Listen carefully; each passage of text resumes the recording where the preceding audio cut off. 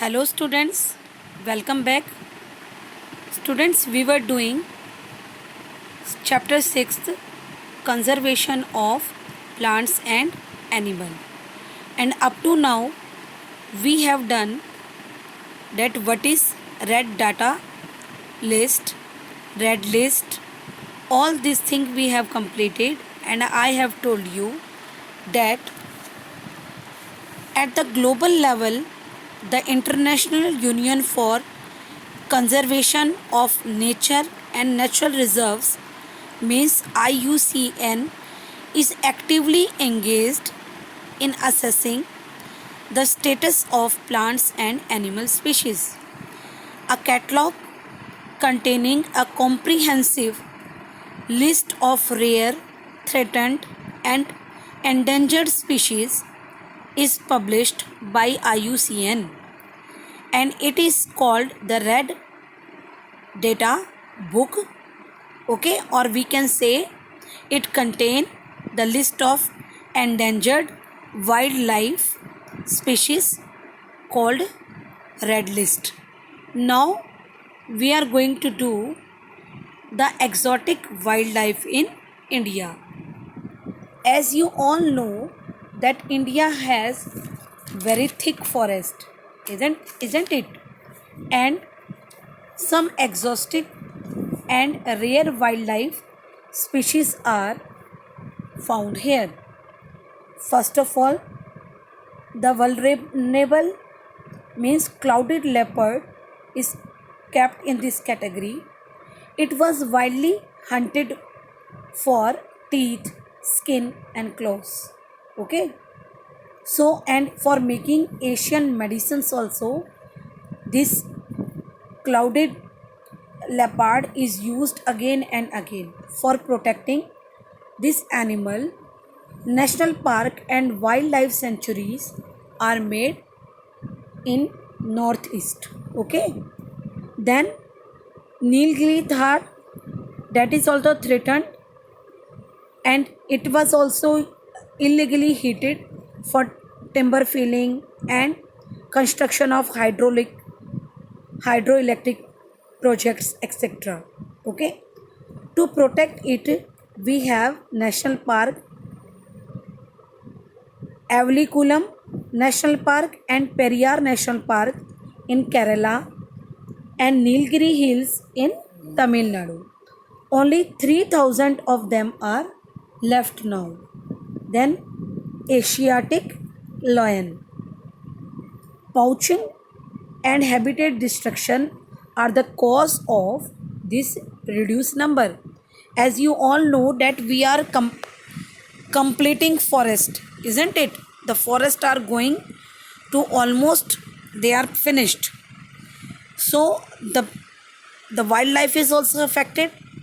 And for protecting Asiatic lion, we have Gir National Park, that is the only home of Asiatic lion, and only 200 Asiatic lion are still with us.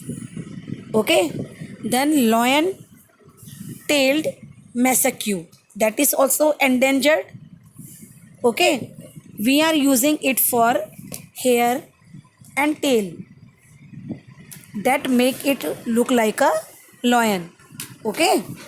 So deforestation not only leads to loss of habitat of for this monkey, as well as the scarcity of fruit trees also. If they are not getting any trees, fruit trees especially for eating, then how they can survive, isn't it? So for protecting them, we have Western Ghat, Silent Valley National Park especially, and Northwest Ghat in Karnataka are built for this lion-tailed macaque. Okay, and now only 4,000 are left with us. So we can have one more category, that rare species and endemic species. The population of such species is very small and restricted to few regions, isn't it?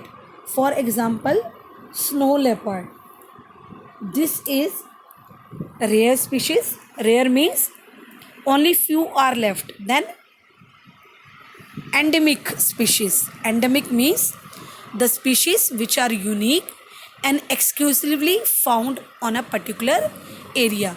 For example, grey jungle fowl is a endemic to India. Sal and wild mango are the two trees seen only in the Panchvati biosphere reservoir. Okay, so we have divided the species in two categories. One is rare and another one is endemic. Okay, and example also I have told you. Then come to different type of animal, that is called migrating animal. As the word suggests, migrating means which change their habitat again and again. Okay, there are some animals which travel a large distance to search better habitat for their food, shelter, breathing, and raising their young ones. Okay, so we have many examples also, like wildebeest, monarch butterfly, leatherback turtle, and Siberian crane are the examples of animals which show migration every year. Okay, so conserving epidemic species and migrating species is very important for our this maintaining the habitat is very important to conserve such type of species. Okay, so I think you are now very much familiar with what are exotic wildlife species present in our India. Okay, and national park allotted for such animals in different areas. And now I think you all have the list that how many this exotic wildlife is with us. The data is clear to you, I think, and two type of species is also clear: rare species and endemic species. And we have discussed regarding migrating animals also. Now, conservation of biodiversity. How we can conserve biodiversity?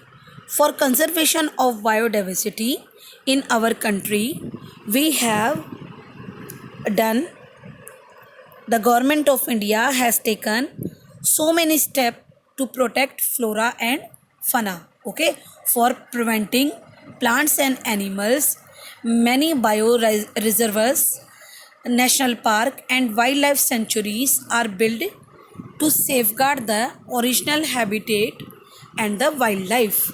Okay, so what do you mean by biosphere reserves? Biosphere reserves, as I have told you, that biosphere means where the life can exist easily, like lithosphere, atmosphere, and hydrosphere. And these reservoirs are the large area which aims to conserve not only the biodiversity but other resources also, and the traditional life of tribal living in that area.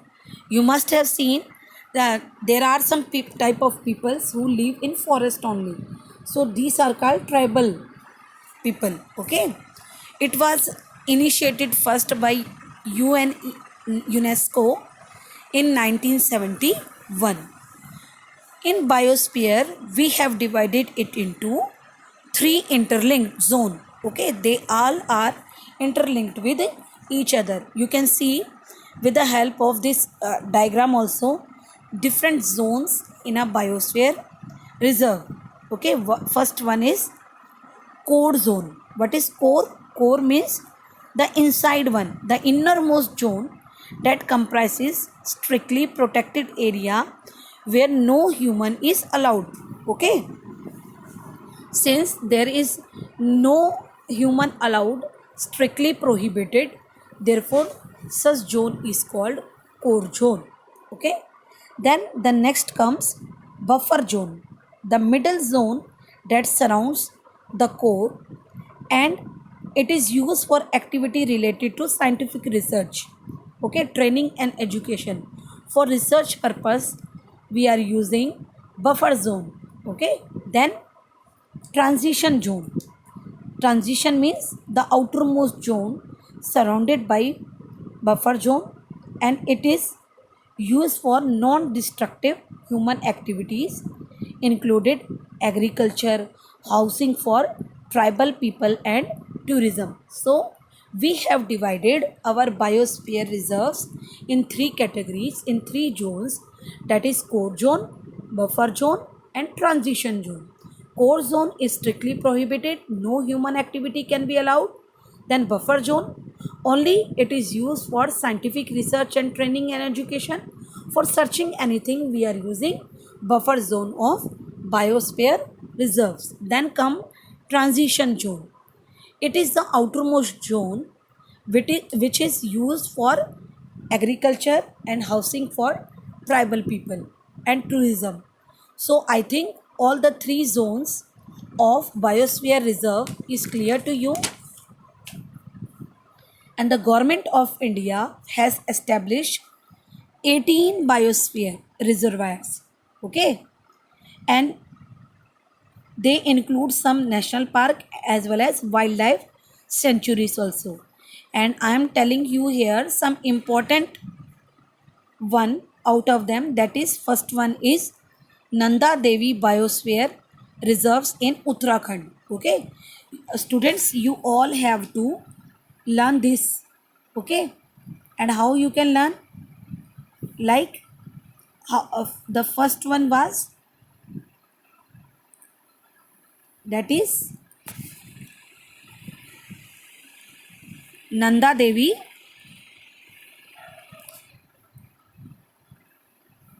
see Nanda Devi Biosphere Reserves in Uttarakhand.